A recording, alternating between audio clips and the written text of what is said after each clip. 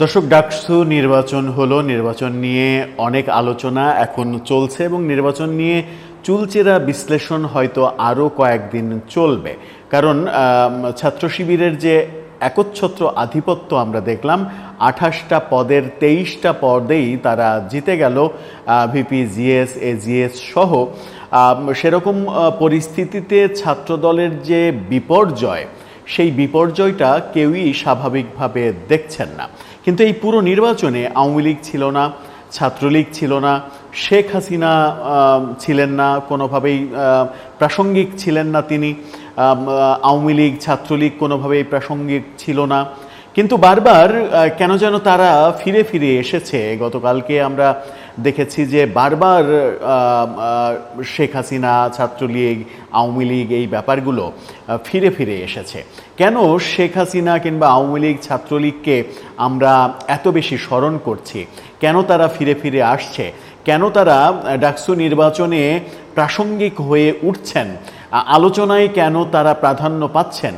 এটা একটু বোঝার চেষ্টা করব বিভিন্ন নেতার বিভিন্ন ধরনের বয়ানের ভিত্তিতে, যেটা হয়তো শেষ কনক্লুশন টানা যাবে না, কিন্তু অন্তত বোঝা যাবে যে তারা না থেকেও সর্বত্র বিরাজমান এবং এক ধরনের মানে আতঙ্ক তৈরি করা, এক ধরনের আতঙ্কের নাম কিংবা এক ধরনের জুজুর ভয়ের মতো তাদের অস্তিত্ব রয়েছে এখনও বিভিন্ন জায়গায় এবং ডাকসুতে গতকালকে আমরা দেখলাম। সেই আলোচনাই করবে এই ভিডিওতে, থাকবেন পলিটিক্স টিভির নিয়মিত আয়োজনে।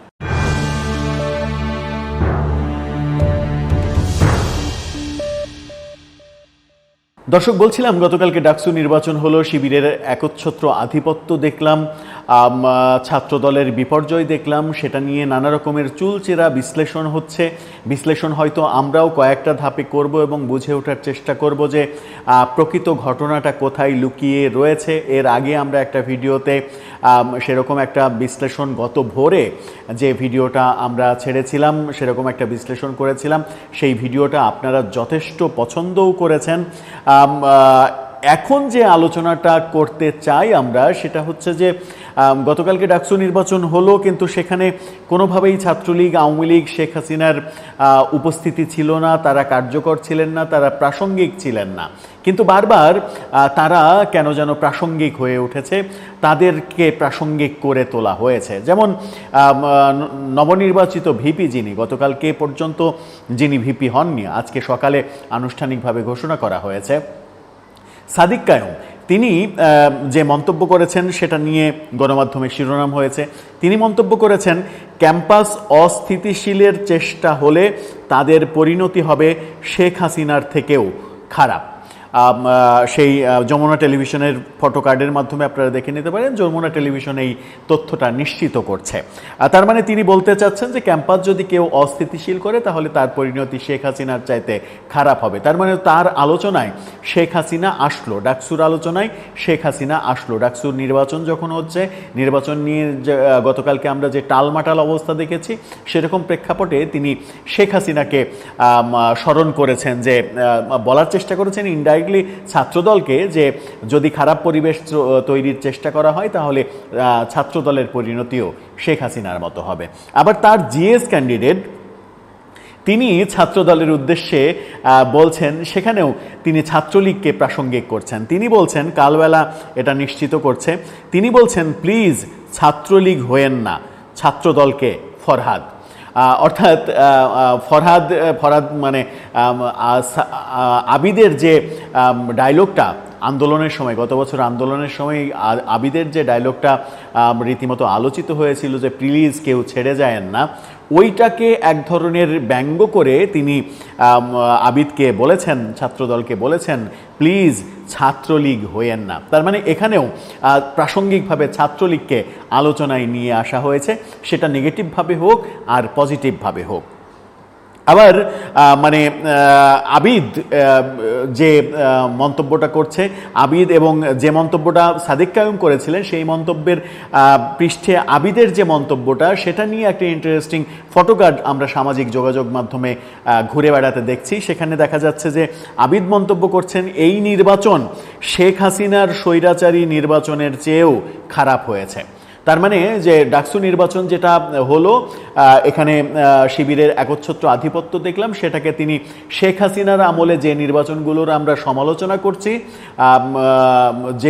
যে জন্য শেখ হাসিনার উপরে আমরা দায় দিচ্ছি, তিনি বলছেন যে এই ঢাকা বিশ্ববিদ্যালয়ের প্রশাসন, এই ভিসি, জামাতের ভিসি, তিনি যে নির্বাচন করলেন এটা শেখ হাসিনার আমলের চাইতেও খারাপ নির্বাচন। অর্থাৎ প্রাসঙ্গিকভাবে এখানেও শেখ হাসিনাকে আনা হলো।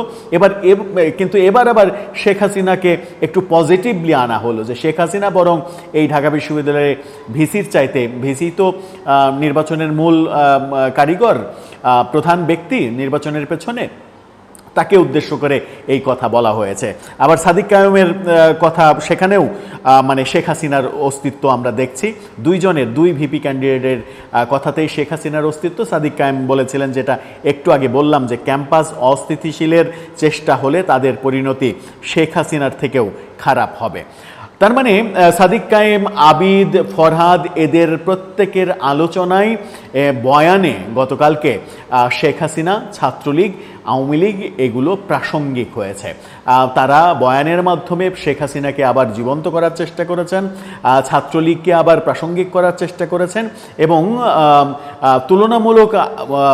তুলনামূলক আলোচনায় যখন বারবার আপনি ছাত্রলীগের নাম নেবেন, বারবার যখন আওয়ামী লীগের নাম নেবেন, কোনো কিছু তুলনা করতে হলেই, কোনো কিছু বলতে হলেই যখন ওই ব্যাপারগুলো আনবেন, তখন ব্যাপারটা একটু অন্য দৃষ্টিতে দেখারও স্কোপ রয়েছে অনেকেরই। অনেকে ভাবতে পারেন যে শেখ হাসিনা এক ধরনের জুজু আকারে আমাদের সামনে দাঁড়িয়ে আছেন। শেখ হাসিনার জুজুর ভয় আমাদের পিছু তাড়া করছে সব সময়, যে কারণে সমস্ত বয়ানে, সমস্ত আলোচনায় কখনো নেগেটিভভাবে, কখনো পজিটিভভাবে শেখ হাসিনা, ছাত্রলীগ, আওয়ামী লীগ প্রাসঙ্গিক হয়ে উঠছে, আলোচনার সাবজেক্ট হয়ে উঠছে, যেটা ডাকসু নির্বাচনে কোনোভাবেই হওয়ার কথা ছিল না।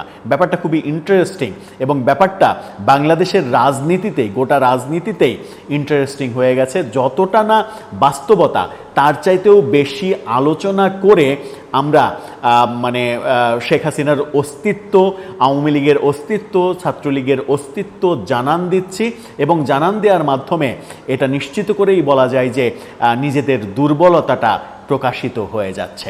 দর্শক, আপনি কোন দৃষ্টিতে দেখছেন এই ব্যাপারটা? আপনার মতামত জানিয়ে লিখতে পারেন আমাদের কমেন্ট বক্সে।